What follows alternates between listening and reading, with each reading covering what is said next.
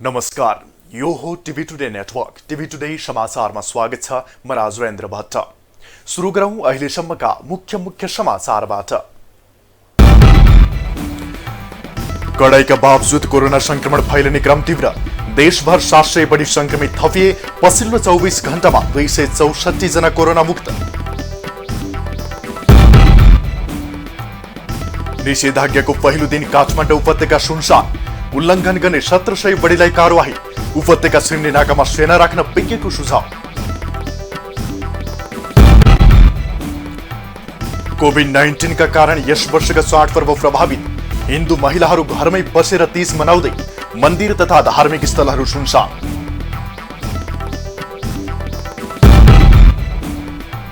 निषेधाज्ञाका क्रममा बैंक कर्मचारीलाई प्रहरीको अवरोध। बिहीबार काठमाडौँका सबै बैंक बन्द। बैंकरहरूलाई नरोक्न गृह मन्त्रालयको निर्देशन। र विभिन्न देशमा कोरोना संक्रमणको दोस्रो लहर सुरु। दक्षिण कोरियामा फेरि संक्रमण देखियो। सजग रहन WHO को अपील।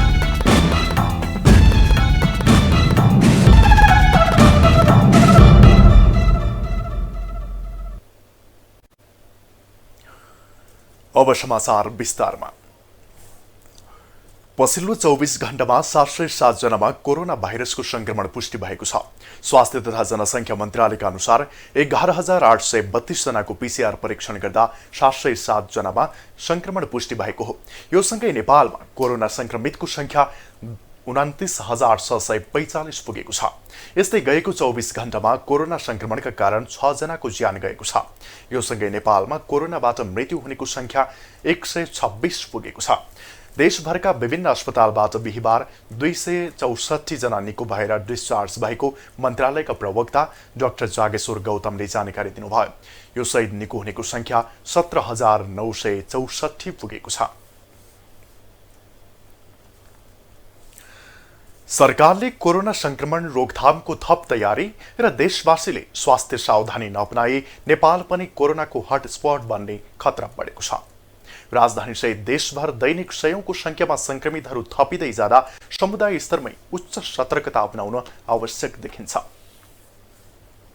दिन प्रतिदिन बढ्दो कोरोना संक्रमण तथा घट्दो सावधानीले नेपाल पनि कोरोनाको उच्च जोखिममा परेको छ। सरकारले नियन्त्रणका लागि कुनै नयाँ रणनीति बनाउन सकेको छैन।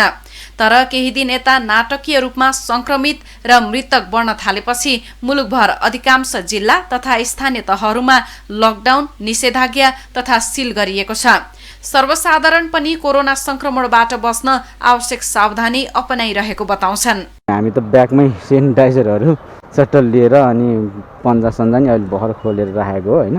मास्कहरू त अब खोल्ने कुरा नि आएन। त्यही भएर अब सावधानी त अपनाएको छु हामीले। अब ठाउँमा हाम्रो अब क्लाइन्ट भिजिटमा जाँदाखेरि पनि अब राखेको हुन्छ, सेनिटाइजर लाए त्यसपछि मात्रै हामी भित्र छिर्ने गरेको छौँ। यो अवस्थामा तर्सेर त कामै छैन किनभने यो रोगको जुन स्वभाव छ हैन, त्यो स्वभावलाई हामीले चाहिँ अब विज्ञहरूले जसरी वर्णन गरिएको छ त्यो अनुसार उसको स्वभाव त हाम्रो हातमा छैन। हामी भनेको त त्यसबाट बचावको पक्षमा जे गर्न सक्छ त्यो गर्ने हो। त्यसैले अब एकदम तनाव लिएर भनौँ न तर्सेर त कुनै पनि समस्याको समाधानै हुँदैन। सबैले स्वास्थ्य सावधानी नअपनाए राजधानी काठमाडौँ नै कोरोनाको हटस्पट बन्ने चेतावनी विज्ञहरूले दिँदै आएका छन्। हुन पनि पछिल्लो समय मुलुककै सबैभन्दा सघन बस्ती रहेको संघीय राजधानीमा दैनिक 200 को हाराहारीमा संक्रमित थपिँदैछन्। सोही अवस्थालाई मध्यनजर गरी काठमाडौँ उपत्यकामा बिहीबारदेखि पूर्ण रूपमा निषेधाज्ञा जारी गरिएको छ। सोही अवस्थालाई मध्यनजर गरी काठमाडौँ उपत्यकामा बुधबार मध्यरातीदेखि पूर्ण रूपमा निषेधाज्ञा जारी गरिएको छ। यसबाट केही हदसम्म भए पनि संक्रमणको विस्तार रोकिने सरोकारवालाको विश्वास छ। अब हाम्रो पनि अनुरोध के हो भने एकदम हामी चाहिँ तपस्याका साथ घरभित्र बसौँ। किनभने हाम्रो एउटा चाहिँ भनौँ न अहिले टेस्टिङको काम पनि हामी भइरहेको छ। टेस्टबाट पनि एकदम दिनै बढिरहेको पनि स्थिति छ। त्यसले गर्दाखेरि अब हामी आइसोलेसन तयारीतिर हामी जुट्नु पनि पर्ने छ। तत्त निकायले त निर्देशन पनि यो नेपाल सरकारबाट भइसकेको छ।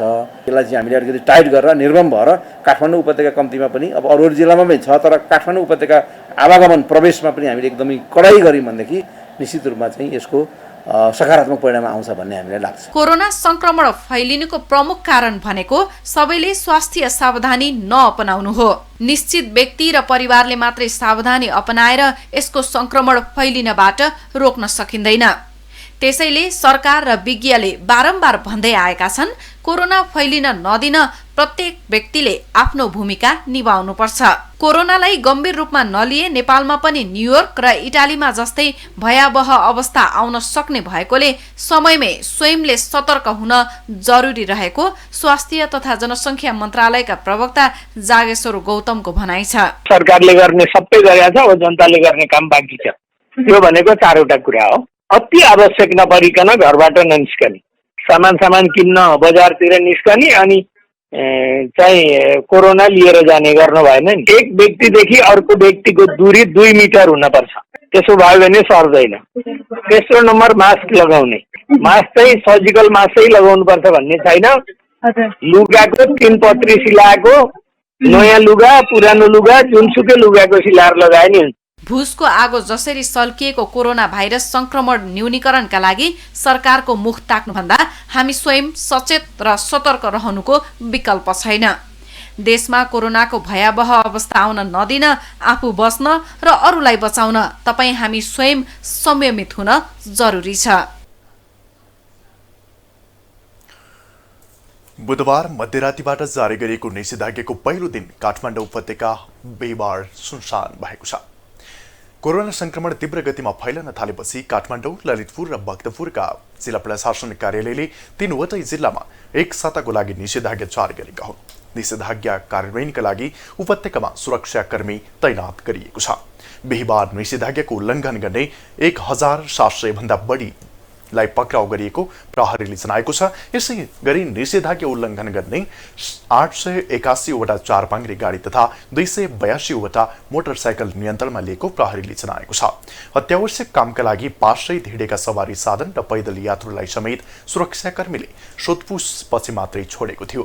निषेधाज्ञाको अवधिमा अत्यावश्यक सेवा सञ्चालनमा भने रोक लगाइएको छैन। यसैबीच काठमाडौँ उपत्यकामा पछिल्लो 24 घण्टामा 200 जनामा कोरोना संक्रमण पुष्टि भएको छ। जनस्वास्थ्य विज्ञ डाक्टर रविन्द्र पाण्डेले काठमाडौँ उपत्यकाका सबै नाकामा सेना परिचालन गर्न सुझाव दिनुभएको छ। उपत्यकाभित्र अवैध रूपमा आउनेहरूको संख्या धेरै हुँदा कोभिड-19 संक्रमणको जोखिम बढेकाले साना ठूला सबै नाकामा सेना परिचालन गरी नियन्त्रण गर्नुपर्ने डाक्टर पाण्डेले बताउनुभयो। भारतबाट आएका धेरै मजदुर र संक्रमित क्षेत्रबाट आएका मानिसहरूलाई खोजेर परीक्षण गर्ने कार्यलाई सरकारले तीव्रता दिनुपर्ने पनि उहाँको भनाइ छ। सरकारले परीक्षणको दायरा चाहिँ बढाउनु पर्यो। जस्तै मास टेस्टिङको चाहिँ नियम पनि छ। जस्तो एउटा चाहिँ सेरो प्रिभ्यालेन्स भन्ने कम्युनिटीमा कतिको फैलिएको छ त्यो ब्लडबाट हेर्न मिल्छ।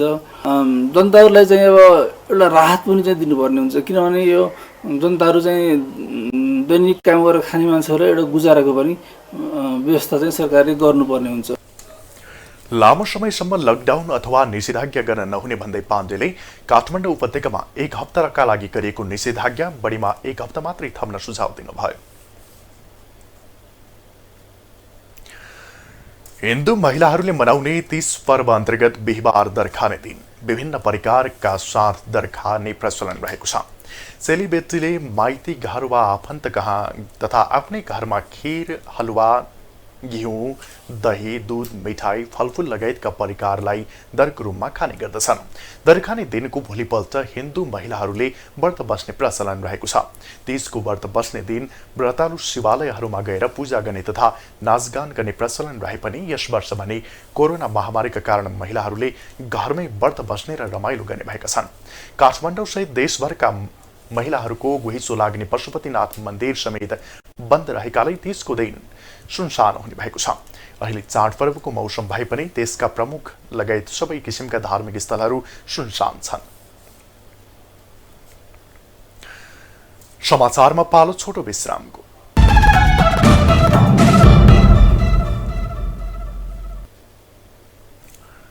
अब बाँकी समाचार।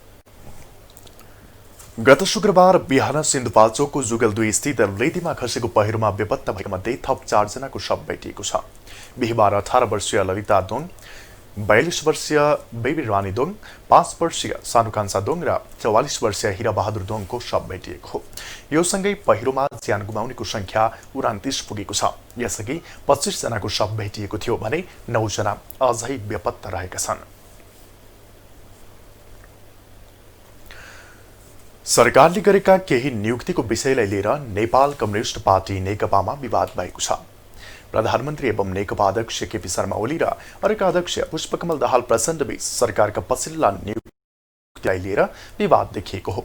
मंगलबार र बिहीबार प्रधानमन्त्री ओलीलाई भेट गर्नुभएका अध्यक्ष दाहालले कार्यदल गठन भएताका नियुक्तिप्रति असन्तुष्टि जनाउनु भएको छ। दाहालले प्रधानमन्त्री ओलीलाई भेटेर पछिल्ला नियुक्ति सच्याउन माग गर्नुभएको उहाँ निकट स्रोतले जनाएको छ।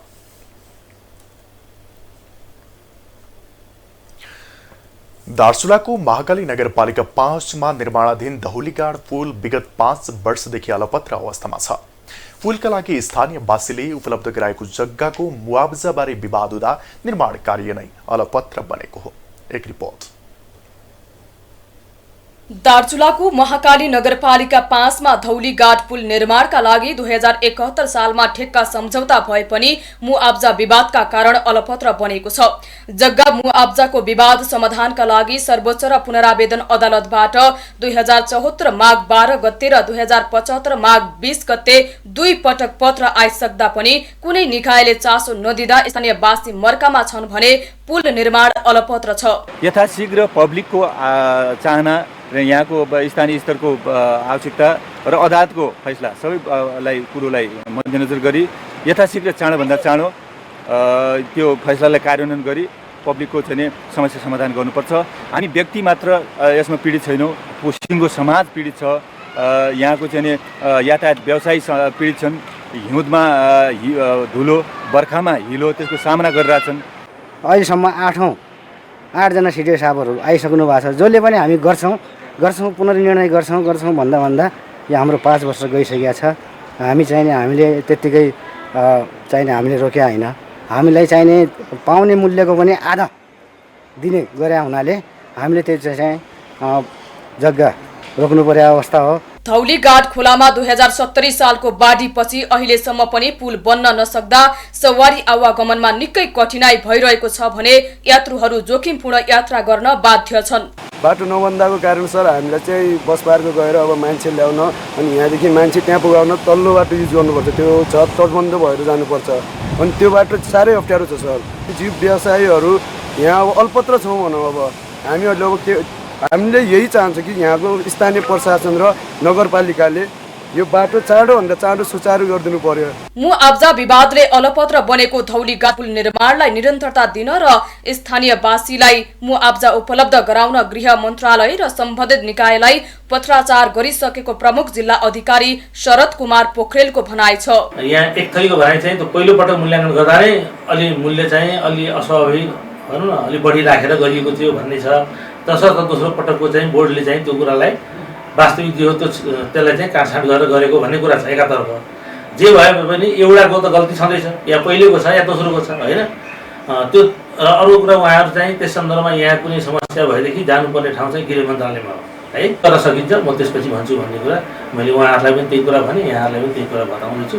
धौलीगाड खोलामा पुल निर्माण हुनुभन्दा पहिले नै सर्वोच्च र पुनरावेदन अदालतमा मुद्दा दर्ता गरिएको थियो, तर अदालतले फैसला गरेको 3 वर्ष बितिसक्दा पनि विवाद समाधान नहुँदा एकातर्फ जग्गा धनीहरू मर्कामा छन् भने अर्कोतर्फ यातायात व्यवसायले समस्या झेल्नु परेको छ। दार्चुलाबाट रामसिंह धामीको रिपोर्ट।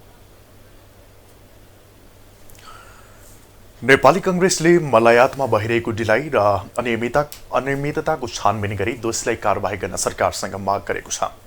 कांग्रेसको कृषि तथा पशुपक्षी विकास मन्त्रालय समन्वय समितिका संयोजक पदम नारायण चौधरीले जारी गर्नुभएको विज्ञप्तिमा रासायनिक मलको अभावमा किसानहरूको खेतमा धान पहिलिन थाल्दा पनि मल नपाइनुले सरकार कृषि र कृषकप्रति उदासीन रहेको प्रश्न हुने उल्लेख गरिएको छ। मल उपलब्ध नगराएर किसानहरूलाई कृषि पेशाप्रति निरुत्साहित पारेको कांग्रेसको आरोप छ।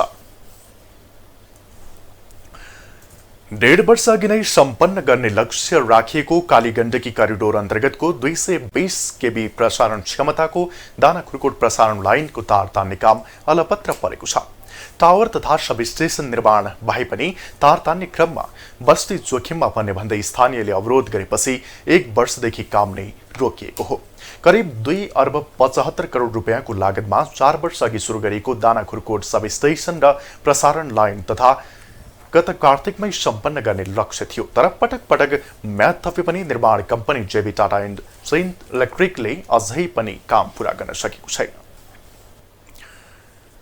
कमैया मुक्तिको 2 दशक पुगे पनि सम्पूर्ण मुक्त कमैयाको अझै पुनर्स्थापना हुन सकेको छैन। सरकारको उदासीनताका कारण कैलालीको लम्कीचुहा एकता नगरमा बस्दै आएका 113 परिवारले अझै घरजग्गा पाउन नसकेका हुन्। एक रिपोर्ट।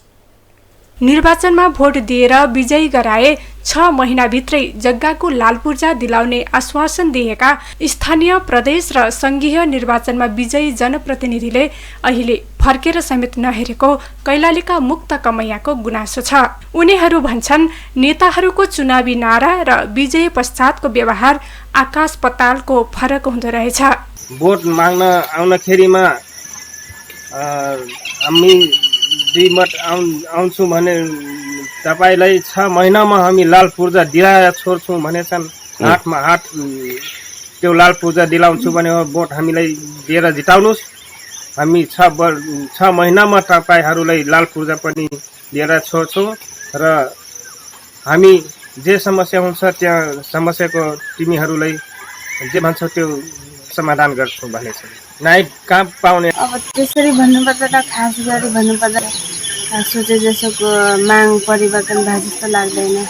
अब त्यसरी सोद्धाखेरि त अब आफूले चाहे जसो यहाँ कुनै पनि अब त्यसरी परिवर्तन भए जस्तो लाग्दैन। त्यसरी सोद्धाखेरि त अब गलत ठाउँमा मर्दिएछ छौँ कि जस्तो अब लाग्छ सोद्धाखेरि त। लाल पूर्जा कहाँ पाएगी हमरा अत्र दुख काटा दिखेर दुख बड़ी खोज डरबा आवे पहले हाथ में ढेकता नहीं हेरो जंगल मन अत्र जंगल मन बैठला दे हमार बहुबास नहीं रहे कमैली हमरे ना किसान घर कमैली कमैया मुक्ति हिला सरकार कराल कमैया मुक्ति हेरो भैया कमैया मुक्ति कराल हम हन अब कहाँ बैठी वहाँ जाए हमरे दुख काटती बहुत दुख का अरे लाल पूर्जा पहले नहीं हुई हेरो अभिन हाम्रो दुःख कट्या। आफूलाई स्थानीयदेखि संघीय सरकारले हेर्ने दृष्टिकोणमा समेत विभेदीकरण गरेको आरोप उहाँहरूको छ। यता लम्कीचुहा नगरपालिकाले भने मुक्त कमैयाहरूको व्यवस्थापनका लागि सरोकारवाला सबै निकायहरूसँग समन्वय गरिरहेको जनाएको छ। मुक्त कमैयालाई आवासको लागि नेपाल सरकारले पैसा पनि उपलब्ध गराएको छ। त्यो सँगसँगै अब चाहिँ केही मानिसहरूले रातो कार्ड प्राप्त गर्नु भएको छैन, निलो कार्ड प्राप्त पनि छैन र उहाँहरूको सन्दर्भमा पनि हामीले नगरपालिकाबाट लेखेर यी मान्छेहरू छुटेका छन् र यसलाई चाहिँ दियोस् भनेर पठाएका छौँ र उहाँहरूका समस्यालाई हामीले ध्यानमा राखेका छौँ र हाम्रो तर्फबाट हुन्छ हामीले। कमैया मुक्त भएको 2077 साउनमा 20 वर्ष पूरा भएको छ। तर प्रजातन्त्र शासनकालमा भएको कमैया मुक्ति लोकतान्त्रिक गणतन्त्रको शासनकालमा समेत व्यवस्थित नहुनुले सरकारको उदासीनता प्रष्ट देखिन्छ। हाम्रो भन्नु यति मात्रै हो, जुन प्रतिबद्धता व्यक्त गर्नुभएको थियो त्यो प्रतिबद्धता पूरा गर्नुहोस् र यिनीहरूलाई शीघ्रभन्दा शीघ्र लाल पूर्जा उपलब्ध गराउनुहोस्। टिभी टुडे एचडी का लागि नवराज खनाल, लम्कीचुहा नगरपालिका, मुक्त कमैया शिविर एकता नगर, कैलाली। समाचारमा फेरि छोटो विश्राम।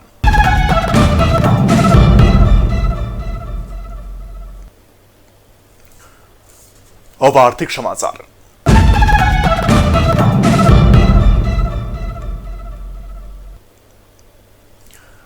काठमाडौँ उपत्यकामा निषेधाज्ञाका क्रममा प्रहरीले ब्याङ्क कर्मचारीहरूलाई रोकेपछि बिहिबार उपत्यकाका सबै ब्याङ्क बन्द रहेका छन्। प्रहरीले ब्याङ्क कर्मचारीहरूलाई बाटोमै रोकेपछि नेपाल ब्याङ्कर्स एसोसिएसन उपत्यकाका सबै ब्याङ्क बन्द गर्न आह्वान गरेको हो।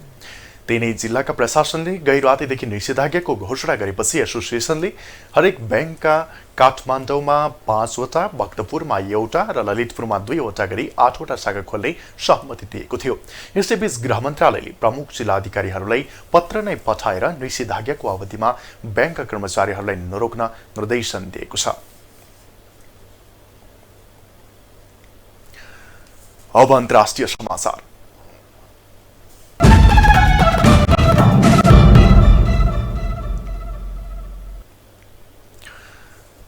कोरोना भाइरसको संक्रमण नियन्त्रणमा आइसकेको दक्षिण कोरियामा फेरि देखा परेको छ। दक्षिण कोरियामा पछिल्लो 24 घण्टामा 288 जनामा संक्रमण पुष्टि भएको सिनिया सञ्चार माध्यम सिन्ह्वाले जनाएको छ। नियन्त्रणमा आइसकेको भनिएको कोरोना यस पटक राजधानी तथा आसपासका क्षेत्रमा फैलिन थालेको हो। यसअघि न्युजिल्यान्डमा पनि नियन्त्रणमा आइसकेको कोरोना भाइरसको संक्रमण पुनः देखिएको थियो। यसैबीच उपचारपछि निको भइसकेकाहरूमा समेत फेरि संक्रमण देखिएकाले थप सतर्कता अपनाउन विश्व स्वास्थ्य संगठन WHO ले आग्रह गरेको छ। 20 खुवाइएपछि रुसका प्रतिपक्षी नेता एलेक्स नाभाल्नी साइबेरिया स्थित अस्पतालमा भर्ना हुनुभएको छ। गम्भीर बिरामी हुनुभएका 44 वर्षीय नाभाल्नीलाई कोमामा राखिएको छ। सर्बियाबाट मस्कोसम्मको यात्राको दौरान अकस्मात बिरामी परेपछि उहाँ सवार विमानलाई नै आपतकालीन अवतरण गराइएको थियो। नाभाल्नीका प्रवक्ता किरा यामिसले उहाँलाई कसैले चियामा 20 खुवाएर बिरामी बनाएको हुन सक्ने आशंका रहेको बताउनु भएको छ। समाचार सकियो। समाचारबाट बिदा लिनु पूर्व मुख्य समाचार फेरि एकपटक। कडाइका बावजुद कोरोना संक्रमण फैलिने क्रम तीव्र। देशभर 700 बढी संक्रमित थपिए। पछिल्लो 24 घण्टामा 264 जना कोरोना मुक्त। निषेधाज्ञाको पहिलो दिन काठमाडौँ उपत्यका सुनसान। उल्लङ्घन गर्ने 1700 बढीलाई कारवाही। उपत्यका छिर्ने नाकामा सेना राख्न विज्ञको सुझाव। कोभिड-19 का कारण यस वर्षका चाड पर्व प्रभावित। हिन्दू महिलाहरू घरमै बसेर तीज मनाउँदै। मन्दिर तथा धार्मिक स्थलहरू सुनसान।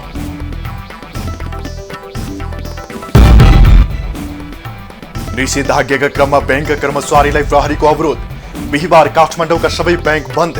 बैंकरहरूलाई नरोक्न गृह मन्त्रालयको निर्देशन। र विभिन्न देशमा कोरोना संक्रमणको दोस्रो लहर सुरु।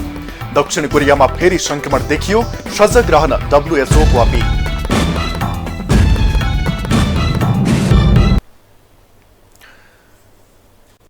हामीलाई TV today Nepal apps download गरी विश्वभर प्रत्यक्ष हेर्न सक्नुहुनेछ। साथै www.tvtodaynepal.com मा गई हेर्न र पढ्न सक्नुहुनेछ भने फेसबुक, युट्युब र ट्विटरमा समेत फलो गर्न सक्नुहुनेछ। विकास निर्माण र जनसरोकारका विषयमा हाम्रो आवाज जारी छ। अहिलेलाई सम्पूर्ण समाचार युनिटका साथ म राजवेन्द्र भट्ट पनि बिदा चाहन्छु। टिभी टुडे HD हेर्दै गर्नुहोला। नमस्कार।